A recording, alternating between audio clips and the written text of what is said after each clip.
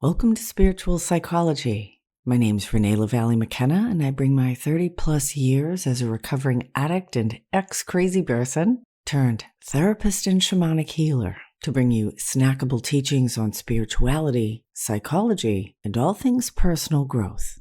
And today I want to talk about reality creation and the idea that we have much more power than we might even ever imagine to create our own reality. And most certainly our experience of it. And I might call this episode Perspective is Everything, because the perspective that we have on any circumstance in our life completely determines how we feel about it, the inner narratives we create about ourselves and that circumstance, and the choices that we might make as a result of it. And all of those things create our reality. And one of the first places that we can start to get perspective is on ourselves. And lots of us think or believe that our perspectives are just a fixed thing that we can't do anything about. And actually, humans are completely plastic, changeable and malleable physically, mentally, emotionally, spiritually, and energetically.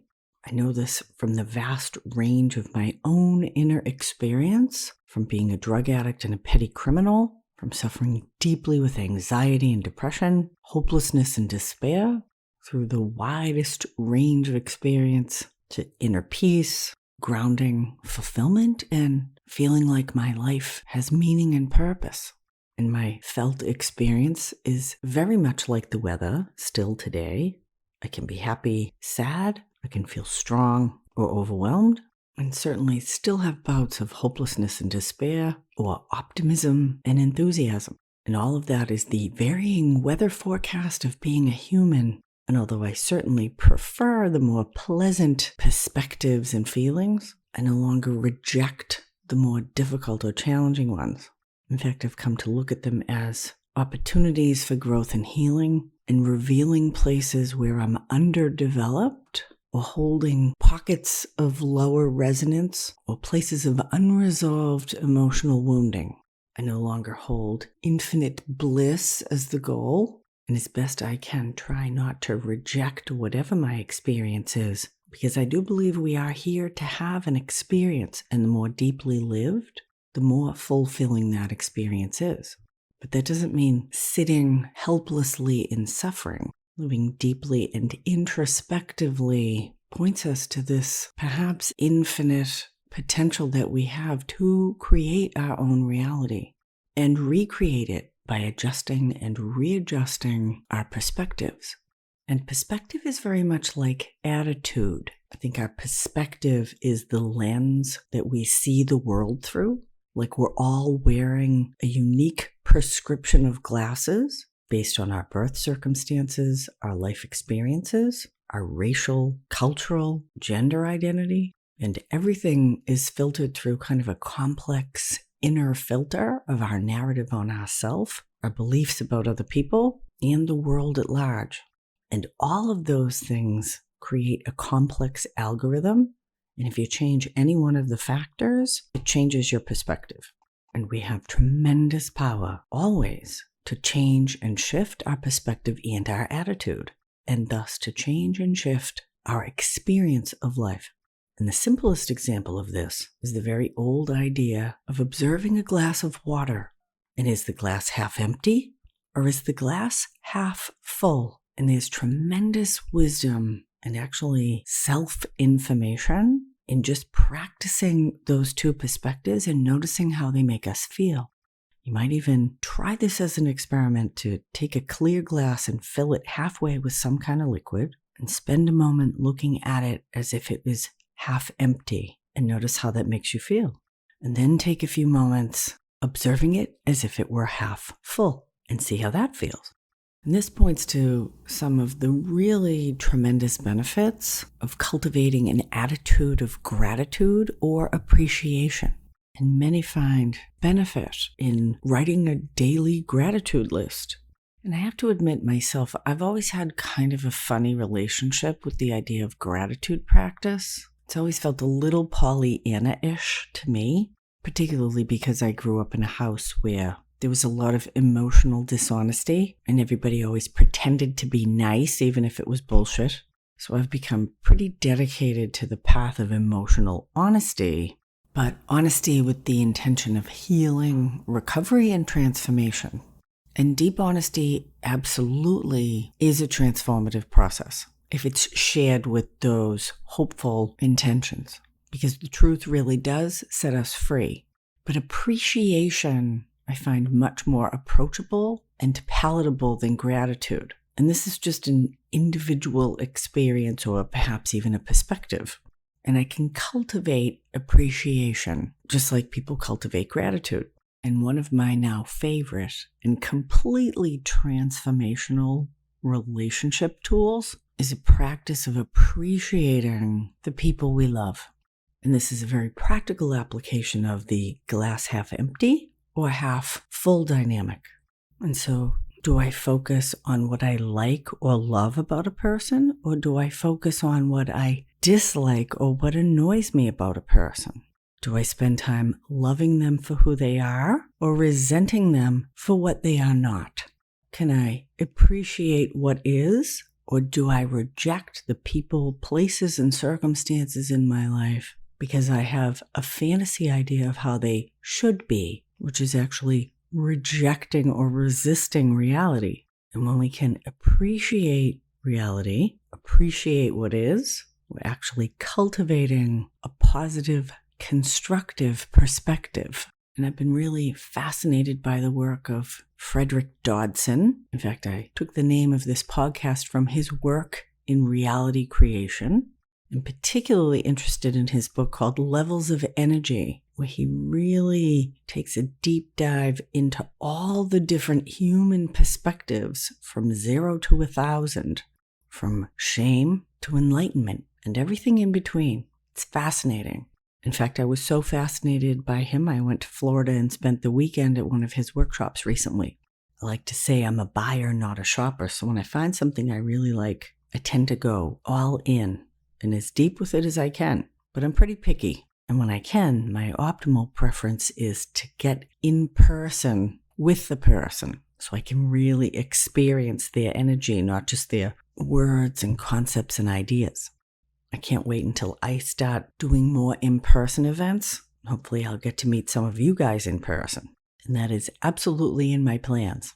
It's a little boring and isolating talking to a microphone all by myself, to be quite honest. And so I had a young man come to me recently, sent by his parents, and I doubt he's going to come back, and I don't think that I can help him because he's not actually interested in change. And change can happen when we're not interested in it, but it's much easier to change or heal or grow if we're willing and interested in it. And I guess for him, he doesn't even believe that it's possible. And that's a perspective. And so he's super smart, and he's also super depressed. And the cultural belief structure right now is that depression is a disease, and it's something you have, which is not my experience. Having suffered intermittently from depression many times in my life, I believe depression is a coping skill and also a perspective, mostly a perspective of hopelessness. And he's been spending a lot of time reading existential philosophy, Kierkegaard and Camus, terribly depressing stuff, actually. Life is meaningless, and then you die. And a lot of his friends at college are also depressed. And so this perspective of purposelessness and meaninglessness, a lot of lesses and nesses there, is kind of the water his tea bag is steeping in right now. And like many of us, he believes his perspective is true and right and the only one. And I have to say, I do agree with him that I don't know if life has inherent meaning. And this is some of the immense responsibility of our ability to create reality through our perspective. That our life has the meaning that we assign to it. And that meaning that we assign is actually meaningful. That we are what brings meaning. It doesn't exist outside of us. And the thing that absolutely is true is that the perspectives that we take have profound implications for the choices that we make and the choices we make determine the actions that we take, and all of those things create our reality. And every action, and this is a physical and spiritual law, every action creates a reaction. Everything is interrelated and co-determined. The butterfly effect is very real. And most of the great teachings will tell us that our thoughts on the metaphysical level are equal to things unto themselves, and that positive thoughts are more creative than negative thoughts, but that our thoughts, our focus, our perspective has a magnetic resonance to it and can actually draw experiences toward us or perhaps even push them away. And our perspective, what we're focusing on, certainly determines what we're able to even see. It's like the story Eckhart Tolle tells, it might be in The Power of Now, of the beggar who's sitting on an old wooden box. He has his dirty cup in front of him, collecting change from generous passers-by. And he sits there day after day, year after year, in poverty and powerlessness. And one day the wise man comes and he says, "Have you ever looked inside that box that you're sitting on?" The old man says, "No, it's just an old box." And when the wise man leaves, he does decide to look inside, and it's filled with gold. And there are old boxes filled with gold, both inside of us and outside of us, all the time. So if we take that half empty or half full glass and consider all of the different options we have and what to do with that water, we can feel deprived or victimized because we only have half a glass. We can be resentful or judgmental because we don't like the shape of the glass itself. We can be jealous or angry because other people have more liquid than we do. We can feel hopeless because we'll never have more water than this. Or we can feel better than those who have no water at all. Or we can appreciate the beauty and the clarity of the water. We could drink it and be nourished by it, knowing that it's an abundant universe and there will always be more water. We could view it generously and use it to water a dry plant or give the cat a drink. We could sit with the consciousness of water as a teacher, knowing that our own bodies are 50 or 60% water, and that the element of water is billions of years old and is rarely created or destroyed, that it holds tremendous wisdom when we open ourselves to its instruction. We could be grateful for all the water that has ever passed through, by, or over us. We could contemplate that our souls are perhaps like water molecules, passing through many iterations, many lifetimes, as ocean, river, cloud, embodied in plants and animals, nourishing life itself.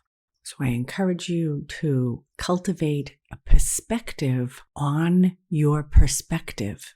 Play around with it. Experiment taking different perspectives and notice how they make you feel, and become aware that perspective actually is a choice that gives us the power to create our own reality. Thank you so much for listening. I'm having my left knee replaced on Tuesday, June 20th. If you want to shoot me some good wishes, I'd appreciate it. I'm taking a mini sabbatical as my knee heals and rebuilds, in preparation for launching some live groups on Facebook and YouTube. I'll keep you posted on what those are going to be. I'm very excited actually to start teaching and doing workshops and making a plan for what my offerings are going to be over the next year. Our Woman Who Run with the Wolves book club will not be meeting on Wednesday, June 21st, 2023, but it will be meeting again in the weeks after, and there's a link for that in the show notes. Deep gratitude to my supporters on Patreon and through this podcast. Blessings on your path until we meet again. This is Renee Lavallee McKenna, the Spiritual Psychology.